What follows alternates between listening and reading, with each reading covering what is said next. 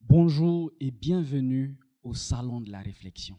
Ici, nous accueillons des intellectuels et universitaires qui, à force de travail, produisent des pensées utiles. Oui, des chercheurs qui trouvent, il y en a et on peut les trouver.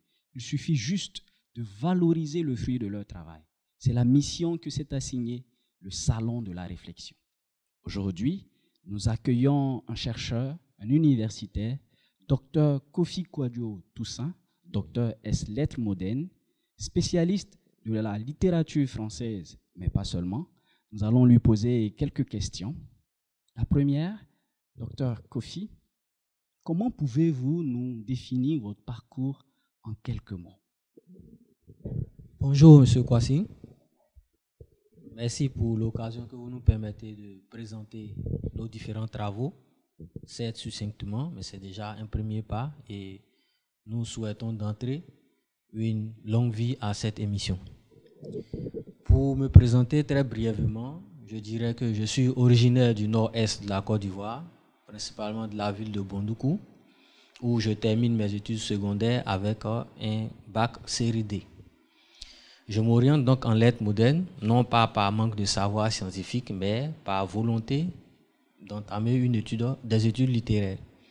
Ainsi donc, je m'inscris au département des lettres en 2007. Après la licence et le master, j'obtiens en 2018 une bourse de l'Union européenne dénommée Erasmus pour Cadix en Espagne, où j'achève la rédaction de la soutenance du mémoire. C'est ainsi que je reviens et en 2019, particulièrement le 2 novembre, j'entame les procédures de la soutenance qui se fera le 30 novembre sous la présidence du jury du professeur Djandjobi Kakou Parfait, qu'il faut mentionner ici. Merci beaucoup pour cette présentation. Dans la suite de cette interview, on va vous poser une autre question. Qu'est-ce que le théâtre, puisque c'est l'objet de vos recherches? Définir le théâtre, est une tâche difficile. Lorsque vous parcourez le dictionnaire du théâtre du célèbre Patrice Pavis, vous y verrez aucune définition du théâtre en tant que tel, parce que le théâtre est un art complexe. Mais permettez que nous disions que le théâtre est un domaine de la littérature et des arts du spectacle dont l'intérêt est de porter à la scène un texte. C'est déjà une définition problématique parce qu'elle oublie certains aspects du théâtre, mais c'est de bonne guerre parce que l'origine même du théâtre, prenons le théâtre occidental pour ne pas généraliser au théâtre africain puisqu'il y a plusieurs polémiques à ce niveau. Le théâtre occidental naît en Grèce. Et à l'origine de cette naissance, c'est qu'il ne s'agit pas typiquement d'un théâtre, mais c'est un spectacle. L'origine du mot théâtron signifie le lieu d'où l'on regarde, c'est-à-dire l'espace dans lequel est assis le spectateur. Théâtron signifie aussi en grec le lieu que l'on regarde, c'est-à-dire la scène où est projeté le spectacle. Et il ne s'agissait pas de spectacle en tant que tel, mais c'était des rituels à Dionysos, aux différents dieux, pour célébrer leur amour, leur corrélation avec ceux-ci. C'est par la suite, avec l'évolution des choses, qu'on va parler de théâtre en tant que texte écrit. À certaines époques, l'esthétique théâtrale nous le montre, à certaines époques, il s'agissait de la particularité spectaculaire et non du texte. Si vous permettez, nous pouvons en débattre. Au XVIe siècle, le théâtre était focalisé sur le rituel, sur le religieux. Donc les farces, les sottis et autres étaient liés à la religion. La représentation même de l'espace était bipartite. D'une part, nous y verrons les représentations liées au diable, entre guillemets, avec toute une sorte de machinerie qui montre des masques odieux. Et d'autre part, à droite, généralement, les représentations liées à Dieu. On y verra des statues de Marie, des croix de Jésus et autres. Mais lorsque nous progressons au XVIIe siècle, dans l'époque classique, avec l'arrivée de Louis XIV, le théâtre va s'institutionnaliser et nous y verrons la professionnalisation de l'art théâtral qui prendra ses origines avec trois principaux dramaturges bien connus, Molière, Racine et Corneille. Soulignons rapidement que la puissance de Louis XIV va permettre, à partir de l'instauration d'un mécanisme de mécénat d'État, il faut le préciser, de financer les auteurs dans la production de leurs œuvres. À ce niveau, la partie spectaculaire prend le pas sur le texte, mais c'est bien après la sortie du texte qu'on pourra parler de pièces concrètes. Donc, on verra que Tartuffe a été remodelé à plus de 3 reprises parce qu'à chaque représentation, lorsqu'elle ne sied pas au public, l'auteur apporte des modifications dans son texte avant d'avoir l'œuvre définitive. Voici un peu la difficulté de la définition du théâtre qui est donc problématique mais quand même reconnu par l'ensemble des chercheurs comme un domaine à la fois du théâtre, de la littérature et des arts du spectacle. Merci beaucoup pour cette réponse. Dans le cadre de vos travaux, vous utilisez comme méthode de recherche la lecture scénique. C'est une méthode qui n'est pas beaucoup connue. Est-ce que vous pourriez nous en dire un mot? Merci bien à vous. La lecture scénique, comme toute autre méthode, ne naît pas ex nihilo. Elle prend ses origines quelque part dans ses études. Ici, nous apprenons l'existence de la lecture scénique à partir du docteur Touré Aboubakar Cyprien, qui théorise, certes, ces publications ne sont pas éditées, donc elles sont encore inédites. Nous espérons pouvoir les éditer dans un moment opportun. Donc, le docteur Touré Cyprien dit que la lecture scénique est la lecture que fait le metteur en scène juste là. C'est-à-dire que le metteur en scène décide de mettre en scène, pour ne pas faire des répétitions, mais pour être plus clair, une pièce de théâtre. Lorsqu'il lit, qu'est-ce qu'il voit dans le texte pour la représentation? Il s'arrête là. Il ne fait pas de choix. Voilà ce qui est la ligne de conduite de la lecture scénique. Dans ce ordre d'idées, nous développons la lecture scénique à partir d'un carrefour de disciplines, la rhétorique, la sémantique, la linguistique et bien d'autres méthodes pour affiner ce qu'il a dit. Mais soulignons d'abord que d'entrée, que la lecture scénique prend ses origines au XVIIIe siècle avec Ephraim Lessing, un dramaturge allemand. La dramaturgie en Allemagne, il faut la considérer de deux sortes. C'est maintenant qu'elle arrive dans sa deuxième conception en France, mais voici les deux différentes conceptions de la dramaturgie. La dramaturgie d'abord est la science de composition du texte. Comment composer un texte de théâtre? Donc la liste des personnages, les didascalies, internes comme externes et autres. La dramaturgie, considérée dans l'acception allemande, se définit comme la perspective scénique dans le texte. Donc, un dramaturge qu'on retrouvera dans le dictionnaire de Patrice Pavis à la définition 2, c'est un lecteur du texte pour la mise en scène. Cette fonction est institutionnalisée en Allemagne.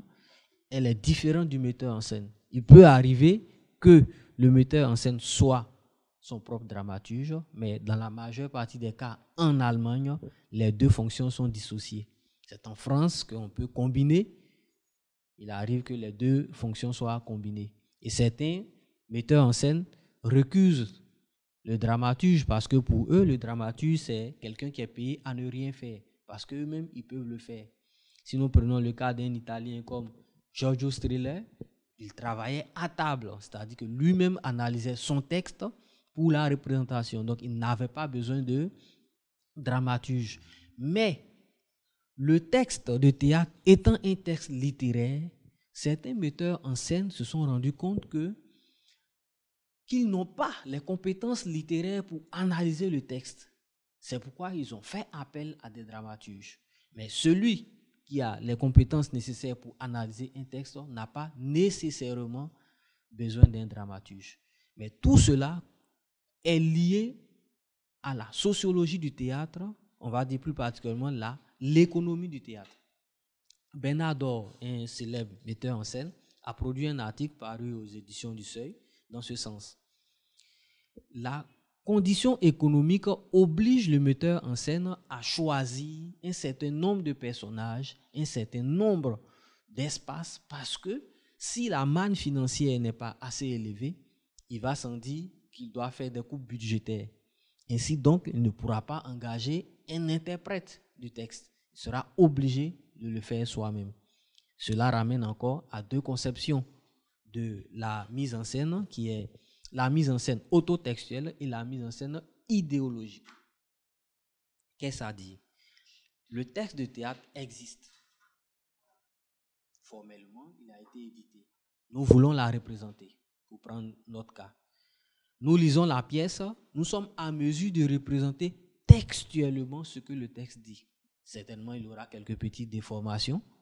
Ça, c'est la mise en scène autotextuelle, ce que le texte dit. Et la mise en scène idéotextuelle est une mise en scène, on va dire, entre guillemets, factice. C'est celle qui a cours dans le XXe siècle et le XXIe siècle, parce qu'elle est une déformation de l'idéologie de l'auteur. Ce n'est plus ce que l'auteur veut dire qui est porté sur la scène, mais c'est l'idée du metteur en scène. Je vais prendre un exemple assez banal. Bertolt Brecht écrit une pièce du nom de L'irrésistible ascension d'Arturo Ui au XXe siècle. Il m'est venu à l'idée comme ça, en lisant un certain nombre de textes, que cette ascension assez fulgurante peut être mise en scène au XXIe siècle avec la figure de Macron. L'arrivée de Macron au pouvoir est assez fulgurante, personne ne peut le cacher. Donc le théâtre peut transformer cette ascension d'Arturo Ui, la transposer sur la figure de Macron. D'où les querelles entre les politiques et le théâtre, qui a vu l'affaissement du théâtre par un financement assez bas. Sinon, aux origines, avec Louis XIV en France, je reste dans ce cadre, le financement du théâtre était probant. Des acteurs comme Molière avaient 1000 livres par mois afin de produire, parce que Louis XIV lui-même se rendait au théâtre pour suivre certaines représentations. Mais de nos jours, l'affaissement du théâtre est dû au fait que le théâtre peut modifier sa conception idéologique de départ pour la faire porter vers des hommes politiques. Je peux prendre un autre exemple, si vous permettez, très rapidement, avec l'immense Zadi Zaourou, qui écrit L'œil. L'œil, c'est l'histoire d'un politicien, un véreux politicien, dont la femme a perdu un œil. Ce politicien veut racheter l'œil d'une tierce personne ou voire brigander l'œil en kidnappant quelqu'un. On voit bien dans notre monde africain qu'au cours des élections, à l'approche des joutes électorales, il y a plusieurs disparitions. Donc aujourd'hui, on peut mettre en scène l'œil en transposant l'idéologie des Zadi, qui date des années 70, à celle d'aujourd'hui. Et vous voyez que là, si je vais au Centre national d'action culturelle, à l'INSAC, au ministère de la Culture pour solliciter un financement, il n'est pas évident que j'obtienne ce financement parce que pour eux, le théâtre va les dénigrer. Sinon que le théâtre est un véritable vivier d'emploi. Un bâtiment de théâtre, c'est au moins une 50aine de personnes à employer. Donc pour les politiques qui parlent d'entrepreneuriat et autres, ils peuvent déjà créer des centres dramatiques nationaux, comme le cas en France, pour employer des jeunes. Montrer aux jeunes que le théâtre est aussi son petit frère, le cinéma, parce que le cinéma, c'est le petit frère du théâtre, qu'ils peuvent employer. Ce sont peut-être des disciplines à intégrer dans notre cursus scolaire, soit de manière optionnelle, mais dire aux enfants, aux jeunes frères, que le théâtre, le cinéma et bien d'autres activités sont de l'emploi. L'emploi, ce n'est pas uniquement le bureau. Merci beaucoup. Vous parliez tout à l'heure de rhétorique. La rhétorique est une science à part. Comment l'intégrez-vous dans la lecture scénique? La rhétorique est typiquement une science, la science du discours à l'origine. Mais au XXe siècle, pratiquement à partir du XVIIe siècle, elle va se définir comme l'art de bien parler. C'est une transposition de la rhétorique antique. Revenons rapidement aux origines en partant de Platon. Platon dénigre la rhétorique parce qu'il se porte sur le pathos. Le pathos, c'est l'attitude de l'auditoire plutôt. Le pathos, c'est l'attitude de l'auditoire. Donc, la persuasion est un élément fondamental dans la conception rhétorique de Platon. Platon dit donc que, puisqu'il s'agit de persuader l'auditoire, la rhétorique n'est pas une bonne science parce qu'elle n'est pas liée à la vérité. Il va venir Aristote, son disciple, qui pense. Tout à l'heure, vous avez parlé des penseurs dans votre introduction. Permettez-moi de le souligner. Pour penser, il faut avoir un maître qui pense en général. Et la deuxième chose, c'est de s'écarter de ce maître penseur pour commencer à penser. Le suivisme ne produit en réalité pas de bonne théorie. Donc Aristote va se porter sur le l'éthos, c'est-à-dire l'attitude du locuteur. Le locuteur, c'est celui qui parle. Il agence ses mots pour convaincre. Donc, Aristote, dans sa théorie, dans sa démonstration, qui écrit l'un des premiers livres fondamentaux sur la rhétorique, qui est intitulé Rhétorique, va dire que le locuteur doit se préparer son discours, préparer son attitude vestimentaire pour convaincre. Donc, de la conception du pathos de Platon, nous arrivons à la conception aristotélicienne de l'éthos. La troisième composante de la rhétorique va venir avec l'époque italienne, mais disons romaine, puisqu'il s'agissait de la Rome, avec Cicéron et Quintilien. Particulièrement, Quintilien dit que la conception platonicienne est limitée, ainsi que celle d'Aristote.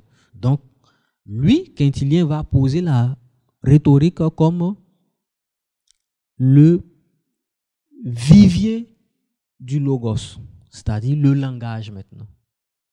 Donc c'est le langage qui est le fondement de la rhétorique quintilienne. C'est ce qui va perdurer jusqu'au XVIIe siècle avec une figure majeure de la rhétorique qui est Pierre Fontanier, qui va écrire les figures du discours. Et Pierre Fontanier, ayant une formation académique rigoureuse, parle de figures de discours. Donc, nous sommes encore dans la tradition de sciences de discours. Mais il va catégoriser les figures qu'on va appeler plus tard les figures de style, et la stylistique qui va naître avec d'éminents chercheurs comme Chris Bally et la théorisation de Georges Molinier, qui est l'un des meilleurs représentants actuellement de la stylistique.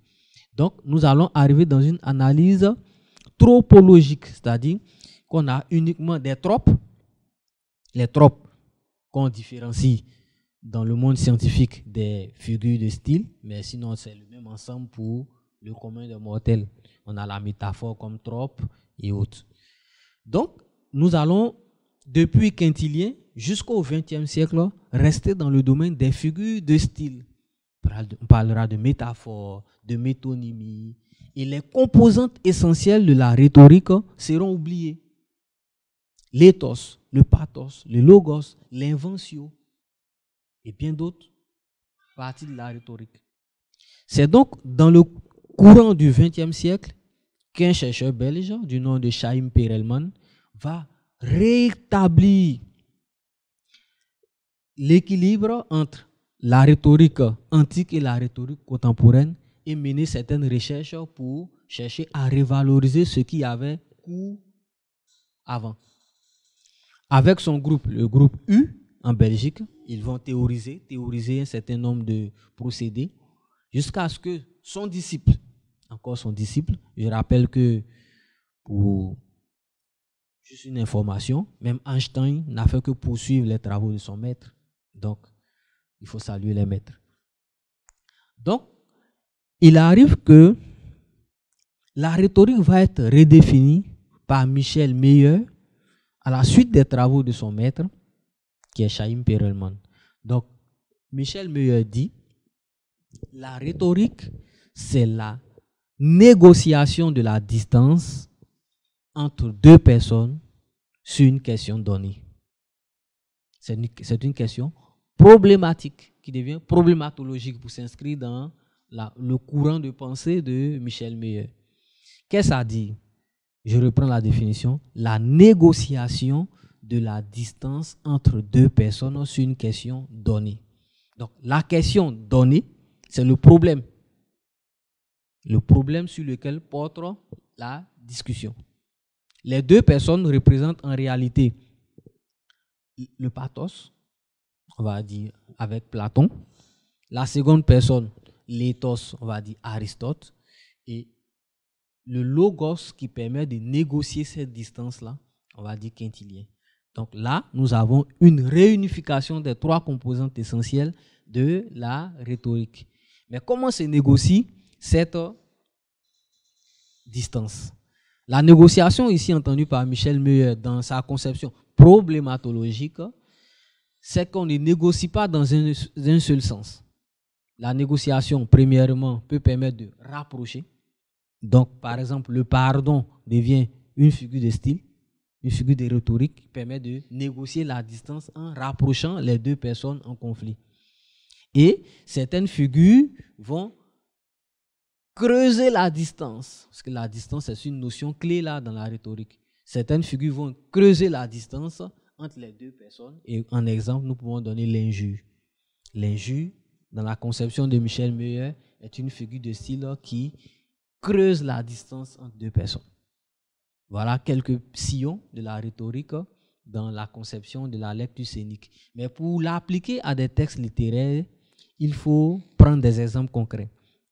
Nous avons parlé dans l'un de nos travaux de la rhétorique du costume dans la pièce de théâtre. Rhétorique du costume. Comment mettre en lien un costume et la rhétorique. Il faut entendre ici par costume, non pas la veste, cravatée et autres, mais tout habillement. Peu importe l'habillement possible. Si on parle de vêtir, porter un vêtement, en référence à la pièce de Pirandello, vêtir ceux qui sont nus. Donc, prêter des vêtements à ceux qui sont nus. Donc, la rhétorique du costume ici va s'analyser sous une certaine forme dictée par le texte. Parce que la lecture scénique, c'est une lecture dictée par le texte. On n'apporte pas une théorie dans un texte pour appliquer, pour dire que la stylistique me permet de découvrir tel élément, donc je vais nécessairement appliquer la stylistique dans ce texte. Non, la lecture scénique, ce n'est pas ça. La lecture scénique, c'est le vivier du texte. C'est le texte qui parle au lecteur. C'est le texte qui parle au metteur en scène. Donc, rapidement, pour dire que le costume peut négocier une distance, par exemple, quand nous prenons la pièce Tartuffe de Molière. Tartuffe, c'est un imposteur qui a été hébergé par un dévot, c'est-à-dire une personnalité religieuse bien connue dans le cercle ecclésiastique. Et il se trouve que à chaque fois que Tartuffe sort de la maison et autres, ce Tartuffe fait la cour, drague, disons-le, la femme du dévot. Mais comment Tartuffe a fait pour s'insérer dans cette famille? Il s'est habillé en dévot. Donc, il avait négocié une distance. Parce que s'il s'était habillé autrement et qu'il disait qu'il était un dévot, ce n'était pas évident qu'il soit accepté. Et de nos jours, dans la vie courante, en pleine rue, lorsque vous voyez une religieuse, qu'on appelle souvent une sœur, ou bien un prêtre, ou bien un pasteur, vêtu dans sa tenue, vous Vous pliez un peu l'échine quand même, comme si c'est un représentant de Dieu. Le costume du général, 4 étoiles, lorsque vous voyez les 4 étoiles là, vous savez que vous ne pouvez pas vous adresser à lui comme à Kofi Toussaint. Donc, son costume déjà négocie une distance. Depuis que vous le voyez, il y a une distance qui s'établit entre vous. Vous savez qu'il y a un périmètre de sécurité qu'il ne faut pas franchir. Ce que les sociologues avec Erving Goffman disent la distance intime. Il ne faut pas franchir cette distance intime. Donc, le costume le permet. C'est dans cette perspective que nous appliquons la rhétorique meyérienne à la lecture scénique. Si nous comprenons bien, la lecture scénique, si elle permet à l'analyste de s'intéresser à la scène, ne néglige pas le personnage. Évidemment, on ne peut pas avoir de représentation théâtrale sans espace et sans personnage. Ce sont les 2 catégories clés auxquelles il faut ajouter évidemment le costume, parce que être nu est un costume au théâtre. Quand il est nu, c'est un costume. Ça peut être le costume du fou. Donc, le personnage est essentiel parce que c'est lui qui porte l'action. Mais sa lecture ici n'est pas liée typiquement au texte littéraire. Il faut voir quel comédien il faut recruter pour jouer cette scène. Donc, lorsque je lis la pièce, je vais établir un portrait physique et un portrait moral, pour parler de manière terre à terre. Donc, le portrait physique va me permettre de déterminer quel type de personnage je dois solliciter, je dois admettre au casting. Parce qu'il y a un casting qui se fait. Si ma pièce, pour prendre un exemple de la pièce de Marine Ndiaye, Papa doit manger, le personnage central est un noir. Donc, la pièce m'oblige à recruter un noir dans une première option. Lorsque Engels met en scène la pièce Papa doit manger de Marine Ndiaye en 2003 à la Comédie Française, il sollicite un noir, Bakary Traoré.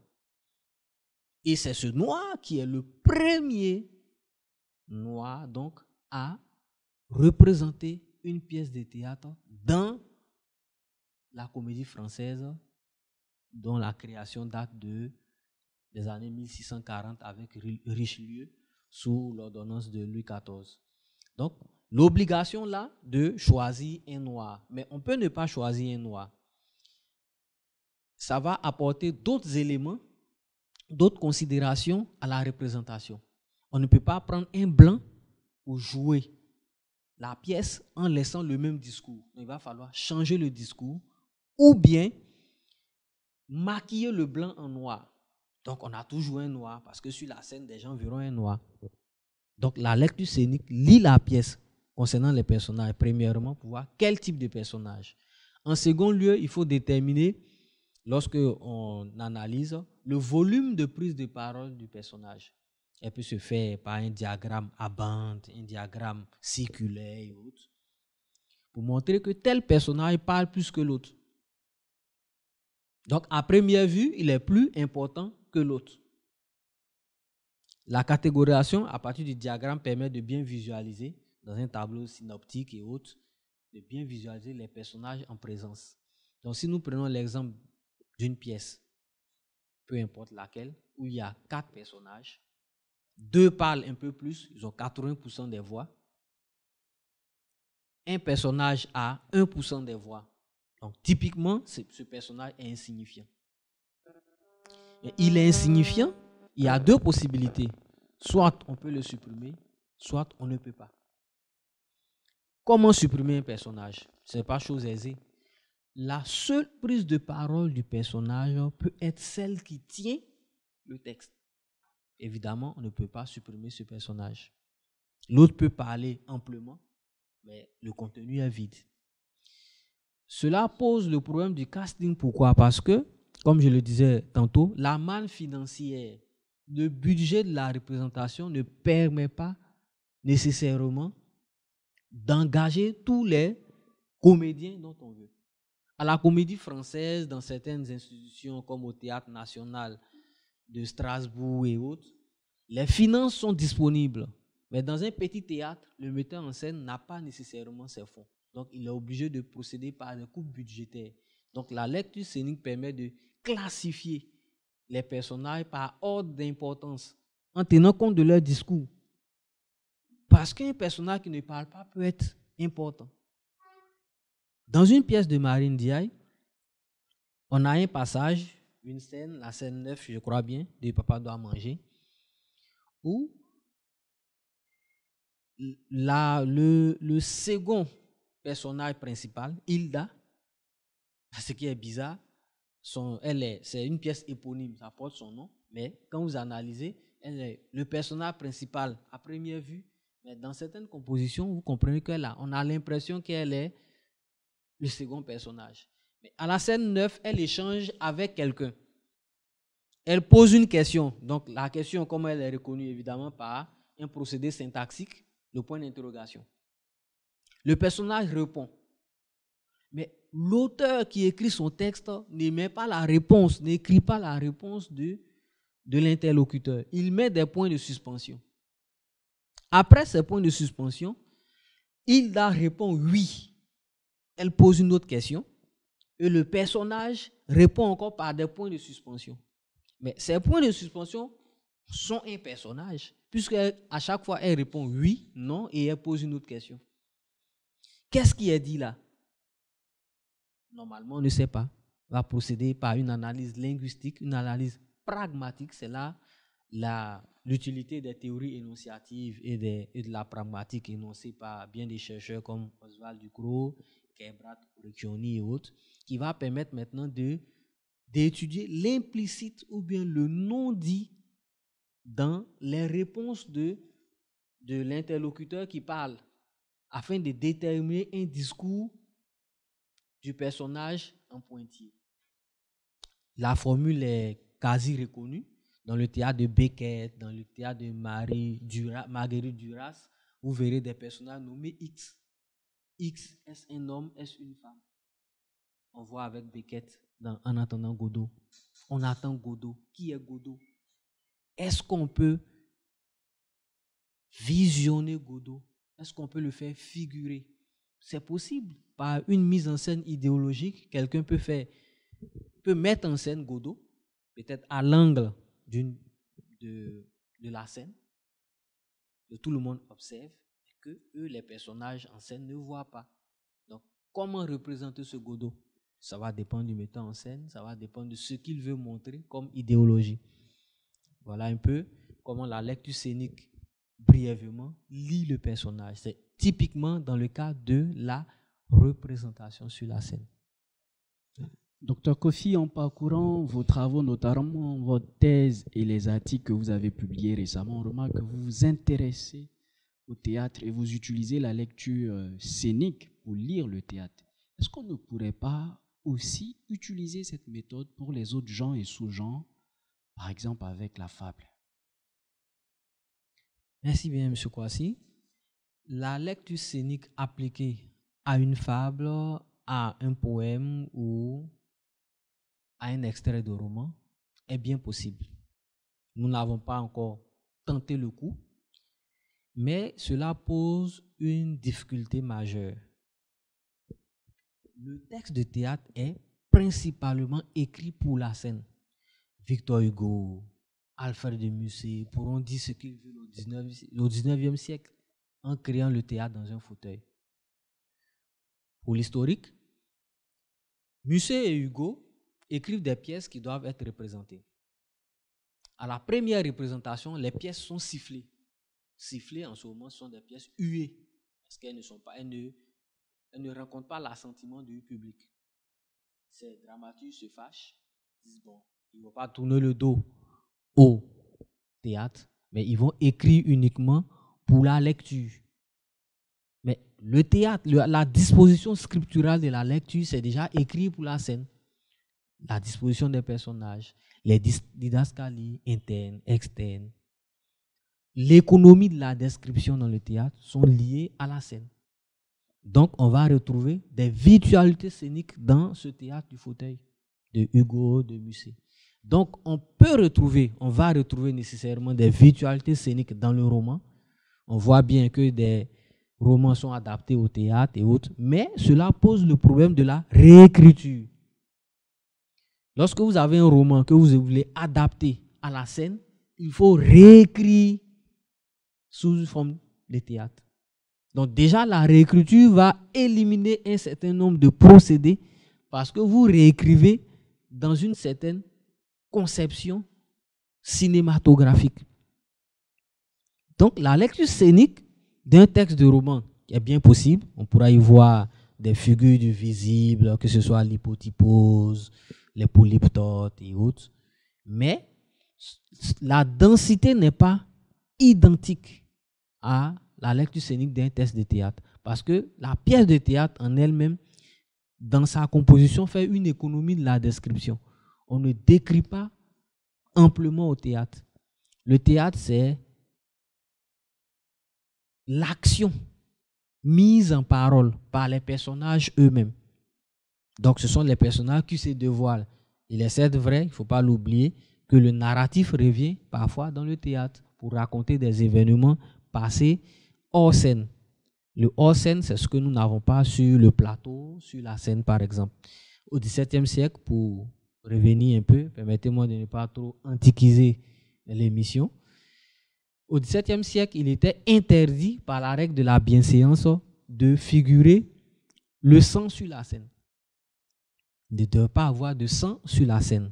Donc, lorsqu'il y a peut-être une scène X où un personnage doit mourir, la scène 8 va faire sortir ces personnages et une didascalie ou bien un narrateur va, après, dans la scène 10, 11, par là, dire que tel personnage est mort en duel hier ou avant-hier. Parce que la règle de la bienséance ne permettait pas que le sang coule sur la scène, ce qui n'est pas évident aujourd'hui. Aujourd'hui, on peut, avec des procédés du numérique et autres, on peut faire couler le sang sur la scène. Donc, l'écriture du texte de théâtre étant en directive de la scène, elle est plus stricte, plus directive, plus précise dans l'économie des mots. Donc, pour revenir à votre question, la lecture scénique des autres textes est bien possible, mais avec le procédé de la réécriture, on verra qu'il y aura quelques manquements. Nous arrivons à notre dernière question. Vos recherches portent sur la littérature française et vous étudiez Marine Diagne avec ses origines françaises dans ces recherches-là. Est-ce que vous trouvez que c'est un choix pertinent? La pertinence du choix est problématique. Disons-le avec Michel Meyer encore. Vous avez dit Marine Diaye avec ses origines françaises, africaines. Je ne dirais pas que vous êtes raciste parce que vous êtes noir comme elle, mais c'est un phénomène qui a cours depuis une vingtaine d'années en France autour de la figure de Marine Diaye, qui tantôt est catégorisée dans la littérature française, tantôt est catégorisée dans la littérature africaine. Marine Diaye dit qu'elle est française. Donc, je m'en tiens à ça. C'est problématique, mais je m'en tiens à ça. Qui est Marine Diaye? Elle naît en 1967 à Pithiviers, tout près de Paris, d'un père sénégalais et d'une mère française. Dès l'âge de 2 ans, son père revient au pays. Elle n'aura plus l'occasion d'échanger avec lui. Et donc, ayant grandi dans le monde occidental, dans le monde français, à partir de la culture française, elle se reconnaît comme française. Et le problème que vous posez est toujours lié au noir. Parce que le racisme, permettez-moi de le dire, est inscrit dans l'ADN français. À partir de Napoléon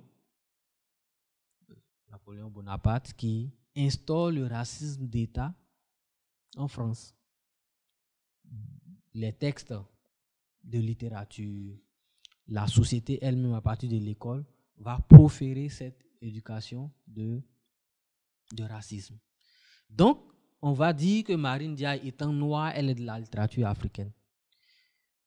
Si nous prenons d'autres auteurs qui s'apparentent à Marine Ndiaye, notamment Beckett et Ionesco. Beckett ou Ionesco, on dira directement qu'ils sont français. Et Beckett est irlandais d'origine. Il a publié des textes en tant qu'Irlandais. De l'autre côté, Ionesco est roumain. Et on ne dira pas ça. On ne dira pas le roumain Ionesco. On ne dira pas l'Irlandais Beckett. On dira le français. Parce qu'ils sont blancs. Donc, à leur niveau, on n'a pas besoin de catégoriser. Et quand il s'agit d'un noir qui est né dans la culture française, qui a grandi dans cette culture, qui a tout fait dans cette culture et qui ne sait rien de la culture africaine, on la ramènera toujours à ses origines africaines. Donc, Marine Ndiaye est une auteure africaine pour certains. Elle est une auteure française pour nous autres.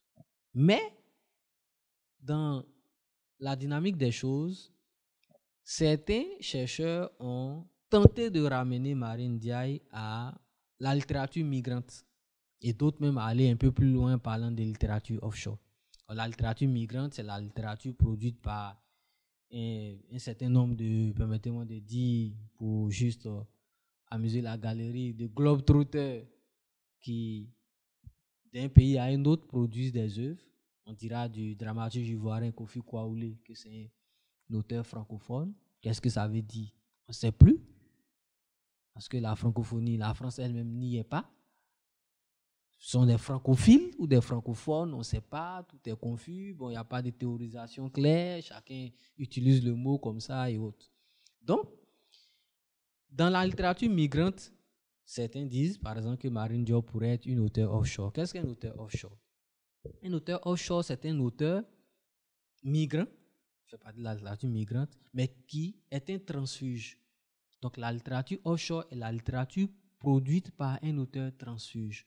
Un transfuge, c'est celui qui quitte sa patrie d'origine, sa culture d'origine, pour adopter une autre culture, une autre langue, parce que sa patrie d'origine le rebute. Il n'aime plus ce qui se passe dans son pays, soit involontairement, avec Pierre Petersen qui dit, dès l'âge de 9 ans, que sa langue maternelle, le danois, sonne mal à son oreille. Mais ça peut être dû à l'histoire du pays, comme la Russie, ou bien le Japon, avec Aki Shimazaki, qui trouve que la répression faite par son pays sur d'autres pays n'est pas digne. Donc, elle préfère tourner le dos à son pays.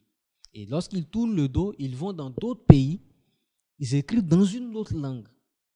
On pourra probablement trouver des traces de la culture d'origine dans leurs textes, mais ils font l'effort d'épurer leurs textes de cette culture.